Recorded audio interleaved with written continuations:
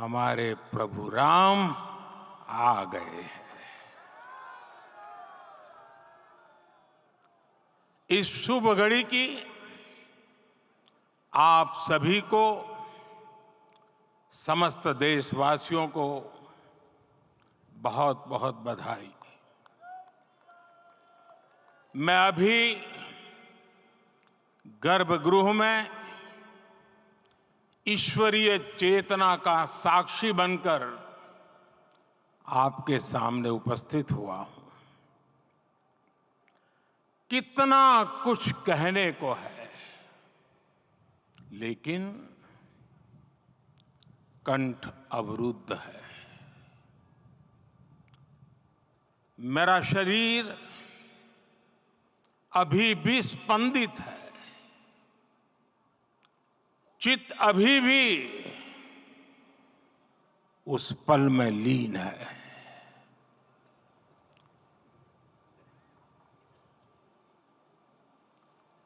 हमारे रामलला अब टेंट में नहीं रहेंगे।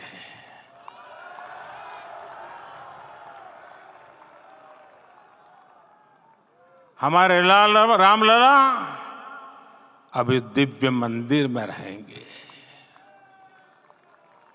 मेरा पक्का विश्वास है, अपार श्रद्धा है कि जो घटित हुआ है, इसकी अनुभूति देश के, विश्व के कोने कोने में राम भक्तों को हो रही होगी।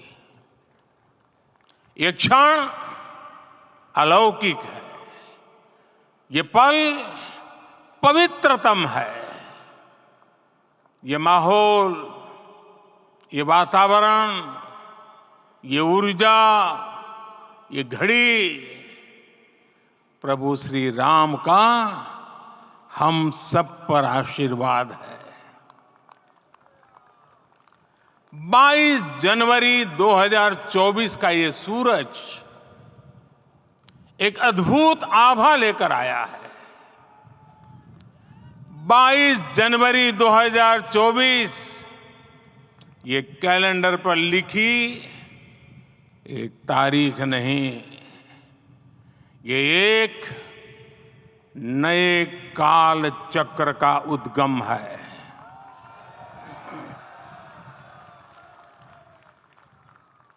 राम मंदिर के भूमि पूजन के बाद से प्रतिदिन पूरे देश में उमंग और उत्साह बढ़ता ही जा रहा था। निर्माण कार्य देख देशवासियों में हर दिन एक नया विश्वास पैदा हो रहा था। आज हमें सदियों के उस धैर्य की धरोहर मिली है। आज हमें श्री राम का मंदिर मिला है। गुलामी की मानसिकता को तोड़कर उठ खड़ा हो राष्ट्र। अतीत के हर दंश से हौसला लेता हुआ राष्ट्र ऐसे ही नव इतिहास का सृजन करता है। आज से 1000 साल बाद भी लोग आज की इस तारीख की, आज के इस पल की चर्चा करेंगे। और ये कितनी बड़ी राम कृपा है कि हम सब इस पल को जी रहे हैं, इसे साक्षात घटित होते देख रहे हैं। आज दिन, दिशाएं, दिग दिगंत सब दिव्यता से परिपूर्ण है। ये समय सामान्य समय नहीं है। ये काल के चक्र पर सर्वकालिक शाही से अंकित हो रही अमिट स्मृति रेखाएं हैं। साथियों, हम सब जानते हैं कि जहां राम का काम होता है वहां पवन पुत्र हनुमान अवश्य विराजमान होते हैं।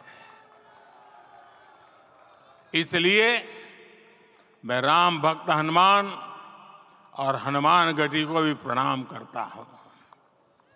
मैं माता जानकी, लक्ष्मण जी, भरत, शत्रुघ्न सबको नमन करता हूं। मैं पावन अयोध्यापुरी और पावन सरयू को भी प्रणाम करता हूं। मैं इस पल दैवीय अनुभव कर रहा हूं कि जिनके आशीर्वाद से ये महान कार्य पूरा हुआ है। वे दिव्य आत्माएं, वे दैवीय विभूतियां भी इस समय हमारे आसपास उपस्थित है। मैं इन सभी दिव्य चेतनाओं को भी कृतज्ञता पूर्वक नमन करता हूं। मैं आज प्रभु श्री राम से क्षमा याचना भी करता हूं। हमारे पुरुषार्थ, हमारे त्याग, तपस्या में कुछ तो कमी रह गई होगी कि हम इतनी सदियों तक ये कार्य कर नहीं पाए। आज वो कमी पूरी हुई है।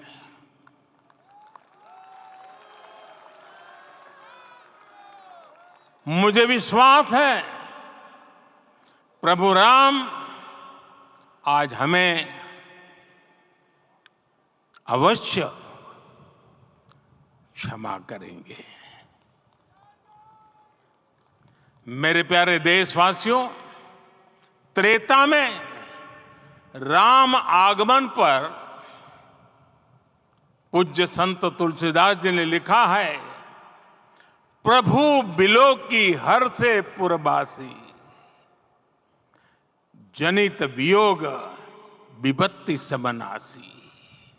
अर्थात प्रभु का आगमन देकर ही सब अयोध्यावासी, समग्र देशवासी हर्ष से भर गए।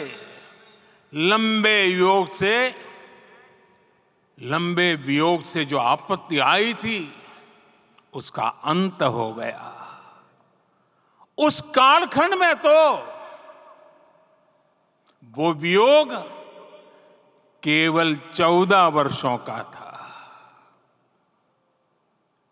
तब भी इतना असह्य था। इस युग में तो अयोध्या और देशवासियों ने सैकड़ों वर्षों का वियोग सहा है। हमारी कई कई पीढ़ियों ने वियोग सहा है। भारत के तो संविधान में उसकी पहली प्रति में भगवान राम विराजमान है। संविधान के अस्तित्व में आने के बाद भी दशकों तक प्रभु श्री राम के अस्तित्व को लेकर कानूनी लड़ाई चली। मैं आभार व्यक्त करूंगा भारत की न्यायपालिका का, जिसने न्याय की लाज रख ली।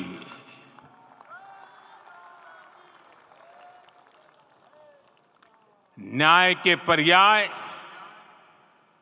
प्रभु राम का मंदिर भी न्यायबद्ध तरीके से ही बना। साथियों, आज गांव-गांव में एक साथ कीर्तन संकीर्तन हो रहे हैं। आज मंदिरों में उत्सव हो रहे हैं, स्वच्छता अभियान चलाए जा रहे हैं। पूरा देश आज दीपावली मना रहा है।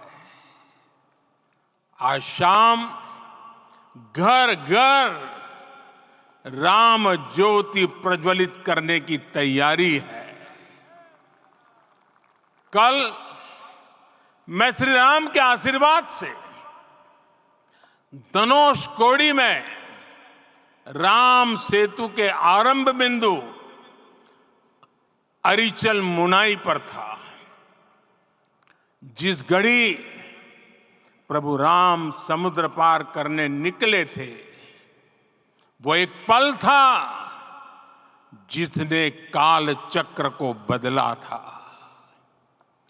उस भावमय पल को महसूस करने का मेरा ये विनम्र प्रयास था। वहां पर मैंने पुष्प वंदना की। वहां मेरे भीतर एक विश्वास जगा कि जैसे उस समय काल चक्र बदला था, उसी तरह अब काल चक्र फिर बदलेगा और शुभ दिशा में बढ़ेगा। अपने 11 दिन के व्रत अनुष्ठान के दौरान मैंने उन स्थानों का चरण स्पर्श करने का प्रयास किया जहां प्रभु राम के चरण पड़े थे। चाहे वो नासिक का पंचवटी धाम हो, केरला का पवित्र त्रिपायर मंदिर हो, आंध्र प्रदेश में लेपाक्षी हो, श्रीरंगम में रंगनाथ स्वामी मंदिर हो, रामेश्वरम में श्री रामनाथ स्वामी मंदिर हो, या फिर धनुषकोडी। मेरा सौभाग्य है कि इसी पुनीत पवित्र भाव के साथ मुझे सागर से सरयू तक की यात्रा का अवसर मिला। सागर से सरयू तक हर जगह राम नाम का वही उत्सव भाव छाया हुआ है। प्रभु राम तो भारत की आत्मा के कण कण से जुड़े हुए हैं। राम भारतवासियों के अंतर मन में विराजे हुए हैं। हम भारत में कहीं भी किसी की अंतरात्मा को छुएंगे तो इस एकत्व की अनुभूति होगी और यही भाव सब जगह मिलेगा। इससे उत्कृष्ट, इससे अधिक देश को समायोजित करने वाला सूत्र और क्या हो सकता है। मेरे प्यारे देशवासियों, मुझे देश के कोने कोने में अलग अलग भाषाओं में रामायण सुनने का अवसर मिला है, लेकिन विशेषकर पिछले 11 दिनों में रामायण अलग अलग भाषा में अलग राज्यों से मुझे विशेष रूप से सुनने का मौका मिला। राम को परिभाषित करते हुए ऋषियों ने कहा है, रमन्ते यस्मिन् इति रामः, अर्थात जिसमें रम जाए वही राम है। राम लोक की स्मृतियों में, पर्वत से लेकर परंपराओं में सर्वत्र समाये हुए हैं। हर युग में लोगों ने राम को जिया है।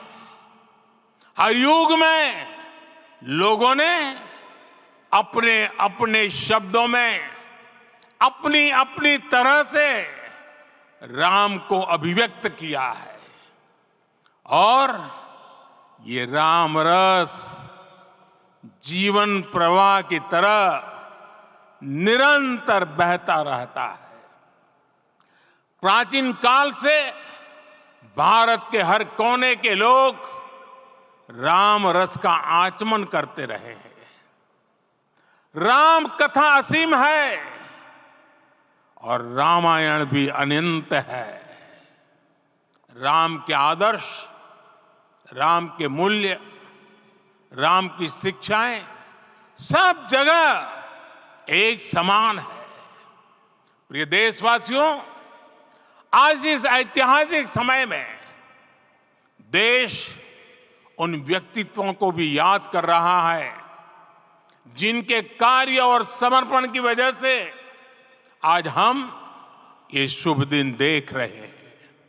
राम के इस काम में कितने ही लोगों ने त्याग और तपस्या की पराकाष्ठा करके दिखाई है। उन अनगिनत राम भक्तों के, उन अनगिनत कार सेवकों के और उन अनगिनत संत महात्माओं के हम सब ऋणी हैं। साथियों, आज का ये अवसर उत्सवता का क्षण तो है ही, लेकिन इसके साथ ही यह क्षण भारतीय समाज की परिपक्वता के बोध का भी क्षण है। हमारे लिए ये अवसर सिर्फ विजय का नहीं, विनय का भी है। दुनिया का इतिहास साक्षी है कि कई राष्ट्र अपने ही इतिहास में उलझ जाते हैं। ऐसे देशों ने जब भी अपने इतिहास की उलझी हुई गांठों को खोलने का प्रयास किया, उन्हें सफलता पाने में बहुत कठिनाई आई, बल्कि कई बार तो पहले से ज्यादा मुश्किल परिस्थितियां बन गई। लेकिन हमारे देश ने इतिहास की इस गांठ को जिस गंभीरता और भावुकता के साथ खोला है, वो ये बताती है कि हमारा भविष्य हमारे अतीत से बहुत सुंदर होने जा रहा है। वो भी एक समय था जब कुछ लोग कहते थे कि राम मंदिर बना तो आग लग जाएगी। ऐसे लोग भारत के सामाजिक भाव की पवित्रता को नहीं जान पाए। रामलला के इस मंदिर का निर्माण भारतीय समाज के शांति, धैर्य, आपसी सद्भाव और समन्वय का भी प्रतीक है। हम देख रहे हैं ये निर्माण किसी आग को नहीं, बल्कि ऊर्जा को जन्म दे रहा है। राम मंदिर समाज के हर वर्ग को एक उज्जवल भविष्य के पथ पर बढ़ने की प्रेरणा लेकर आया है। मैं आज उन लोगों से आह्वान करूंगा, आइए आप महसूस कीजिए, अपनी सोच पर पुनर्विचार कीजिए। राम आग नहीं है, राम ऊर्जा है। राम विवाद नहीं, राम समाधान है। राम सिर्फ हमारे नहीं है, राम तो सबके हैं। राम वर्तमान नहीं, सिर्फ वर्तमान ही नहीं, राम अनंत काल है। साथियों, आज जिस तरह राम मंदिर प्राण प्रतिष्ठा के इस आयोजन से पूरा विश्व जुड़ा हुआ है, उसमें राम की सर्वव्यापकता के दर्शन हो रहे हैं। जैसा उत्सव भारत में है, वैसा ही अनेक देशों में है। आज अयोध्या का यह उत्सव रामायण की उन वैश्विक परंपराओं का भी उत्सव बना है। रामलला की ये प्रतिष्ठा वसुधैव कुटुंबकम के विचार की भी प्रतिष्ठा है। साथियों, आज अयोध्या में केवल श्री राम के विग्रह रूप की प्राण प्रतिष्ठा नहीं हुई है, ये श्री राम के रूप में साक्षात भारतीय संस्कृति के प्रति अटूट विश्वास की भी प्राण प्रतिष्ठा है। ये साक्षात मानवीय मूल्यों और सर्वोच्च आदर्शों की भी प्राण प्रतिष्ठा है। इन मूल्यों की, इन आदर्शों की आवश्यकता आज संपूर्ण विश्व को है। सर्वे भवन्तु सुखिनः, ये संकल्प हम सदियों से दोहराते आए हैं। आज उसी संकल्प को राम मंदिर के रूप में साक्षात आकार मिला है। ये मंदिर मात्र एक देव मंदिर नहीं है, ये भारत की दृष्टि का, भारत के दर्शन का, भारत के दिग्दर्शन का मंदिर है। ये राम के रूप में राष्ट्र चेतना का मंदिर है। राम भारत की आस्था है, राम भारत का आधार है, राम भारत का विचार है, राम भारत का विधान है, राम भारत की चेतना है, राम भारत का चिंतन है, राम भारत की प्रतिष्ठा है, राम भारत का प्रताप है, राम प्रवाह है, राम प्रभाव है, राम नेति भी है, राम नीति भी है, राम नित्यता भी है, राम निरंतरता भी है, राम विभु है, विशद है, राम व्यापक है, विश्व है, विश्वात्मा है। और इसलिए जब राम की प्रतिष्ठा होती है तो उसका प्रभाव वर्षों या शताब्दियों तक ही नहीं होता, उसका प्रभाव हजारों वर्षों के लिए होता है। महर्षि वाल्मीकि ने कहा है, राज्यम 10 सहस्त्राणि प्राप्य वर्षाणि राघव, अर्थात राम 10,000 वर्षों के लिए राज्य पर प्रतिष्ठित हुए, यानी हजारों वर्षों के लिए राम राज्य स्थापित हुआ। जब त्रेता में राम आए थे तब हजारों वर्षों के लिए राम राज्य की स्थापना हुई थी। हजारों वर्षों तक राम विश्व पथ प्रदर्शन करते रहे थे। और इसलिए मेरे प्यारे देशवासियों, आज अयोध्या भूमि हम सभी से, प्रत्येक राम भक्त से, प्रत्येक भारतीय से कुछ सवाल कर रही है। श्री राम का भव्य मंदिर तो बन गया, अब आगे क्या? सदियों का इंतजार तो खत्म हो गया, अब आगे क्या? आज के इस अवसर पर जो दैवीय आत्माएं हमें आशीर्वाद देने के लिए उपस्थित हुई हैं, हमें देख रही हैं, उन्हें क्या हम ऐसे ही विदा करेंगे? नहीं, कदापि नहीं। आज मैं पूरे पवित्र मन से महसूस कर रहा हूं कि काल चक्र बदल रहा है। ये सुखद संयोग है कि हमारी पीढ़ी को एक कालजयी पथ के शिल्पकार के रूप में चुना गया है। 1000 वर्ष बाद की पीढ़ी राष्ट्र निर्माण के हमारे आज के कार्यों को याद करेगी। इसलिए मैं कहता हूं, यही समय है, सही समय है।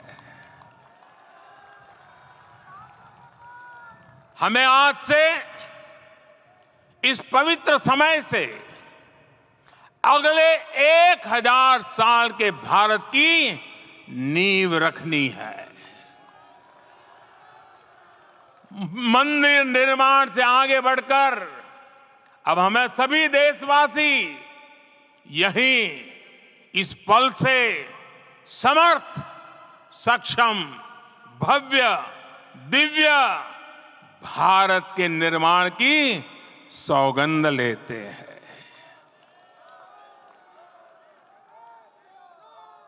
राम के विचार मानस के साथ ही जनमानस में भी हो, यही राष्ट्र निर्माण की सीढ़ी है। साथियों, आज के युग की मांग है कि हमें अपने अंतःकरण को विस्तार देना होगा। हमारी चेतना का विस्तार देव से देश तक, राम से राष्ट्र तक होना चाहिए। हनुमान जी की भक्ति, हनुमान जी की सेवा, हनुमान जी का समर्पण, ये ऐसे गुण हैं जिन्हें हमें बाहर नहीं खोजना पड़ता। प्रत्येक भारतीय में भक्ति, सेवा और समर्पण के भाव समर्थ, सक्षम, भव्य दिव्य भारत का आधार बनेंगे। और यही तो है देव से देश और राम से राष्ट्र की चेतना का विस्तार। दूर सुदूर जंगल में, कुटिया में जीवन गुजारने वाली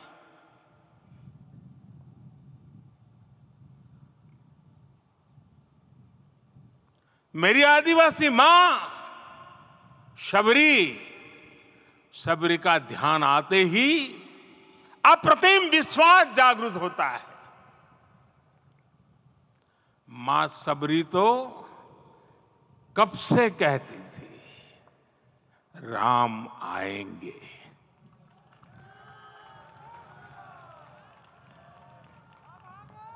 प्रत्येक भारतीय में जन्मा यही विश्वास समर्थ, सक्षम, भव्य भारत का आधार बनेगा। और यही तो है देव से देश और राम से राष्ट्र की चेतना का विस्तार। हम सब जानते हैं कि निषाद राज की मित्रता सभी बंधनों से परे है। निषाद राज का राम के प्रति सम्मोहन, प्रभु राम का निषाद राज के समर्थ, सक्षम, भव्य दिव्य भारत का आधार बनेगी। और यही तो है देव से देश और राम से राष्ट्र की चेतना का विस्तार।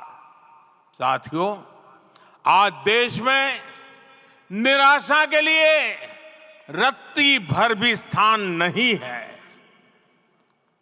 मैं तो बहुत सामान्य हूं, मैं तो बहुत छोटा हूं, अगर कोई ये सोचता है तो उसे गिलहरी के योगदान को याद करना चाहिए। गिलहरी का स्मरण ही हमें हमारी इस हिचक को दूर करेगा, हमें सिखाएगा कि छोटे बड़े हर प्रयास की अपनी ताकत होती है, अपना योगदान होता है। और सबके प्रयास की यही भावना समर्थ, सक्षम, भव्य दिव्य भारत का आधार बनेगी। और यही तो देव से देश और राम से राष्ट्र की चेतना का विस्तार। साथियों, लंकापति रावण प्रकांड ज्ञानी थे, अपार शक्ति के धनी थे, लेकिन जटायु जी की मूल्य निष्ठा देखिए। वे महाबली रावण से भिड़ गए। उन्हें भी पता था कि वो रावण को परास्त नहीं कर पाएंगे, लेकिन फिर भी उन्होंने रावण को चुनौती दी। कर्तव्य की यही पराकाष्ठा समर्थ, सक्षम, भव्य दिव्य भारत का आधार है। और यही तो है देव से देश और राम से राष्ट्र की चेतना का विस्तार। आइए हम संकल्प लें कि राष्ट्र निर्माण के लिए हम अपने जीवन का पल पल लगा देंगे। राम काज से राष्ट्र काज, समय का पल पल, शरीर का कण कण राम समर्पण को राष्ट्र समर्पण के ध्येय से जोड़ देंगे। मेरे देशवासियों, प्रभु श्री राम की हमारी पूजा विशेष होनी चाहिए। ये पूजा स्व से ऊपर उठ करके समष्टि के लिए होनी चाहिए। ये पूजा अहम से उठकर वयम के लिए होनी चाहिए। प्रभु को जो भोग चढ़ेगा वो विकसित भारत के लिए हमारे परिश्रम की पराकाष्ठा का प्रसाद भी होगा।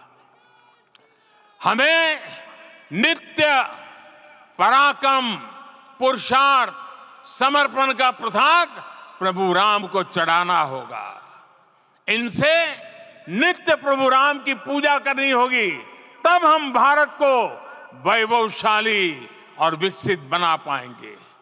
मेरे प्यारे देशवासियों, ये भारत के विकास का अमृत काल है। आज भारत युवा शक्ति की पूंजी से भरा हुआ है, ऊर्जा से भरा हुआ है। ऐसी सकारात्मक परिस्थितियां फिर न जाने कितने समय बाद बनेगी। हमें अब चूकना नहीं है, हमें अब बैठना नहीं है। मैं अपने देश के युवाओं से कहूंगा, आपके सामने हजारों वर्ष की परंपरा की प्रेरणा है। आप भारत की उस पीढ़ी का प्रतिनिधित्व करते हैं जो चांद पर तिरंगा लहरा रही है। वो 15 लाख किलोमीटर की यात्रा करके सूर्य के पास जाकर मिशन आदित्य को सफल बना रही है। जो आसमान में तेजस और सागर में विक्रांत का परचम लहरा रही है। अपनी विरासत पर गर्व करते हुए आपको भारत का नव प्रभात लिखना है। परंपरा की पवित्रता और आधुनिकता की अनंतता, दोनों ही पथ पर चलते हुए भारत समृद्धि के लक्ष्य तक पहुंचेगा। मेरे साथियों, आने वाला समय अब सफलता का है। आने वाला समय अब सिद्धि का है। ये भव्य राम मंदिर साक्षी बनेगा भारत के उत्कर्ष का, भारत के उदय का। ये भव्य राम मंदिर साक्षी बनेगा भव्य भारत के अभ्युदय का, विकसित भारत का। ये मंदिर सिखाता है कि अगर लक्ष्य सत्य प्रमाणित हो, अगर लक्ष्य सामूहिकता और संगठित शक्ति से जन्मा हो, तब उस लक्ष्य को प्राप्त करना असंभव नहीं है। ये भारत का समय है और भारत अब आगे बढ़ने वाला है।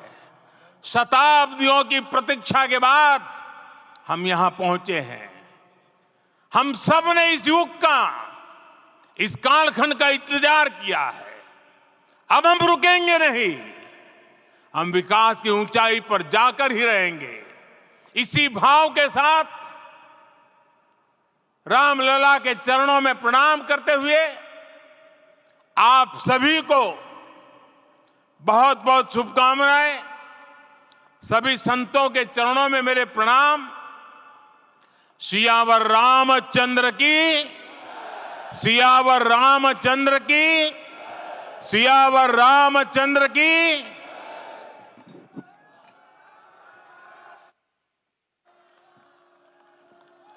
मैं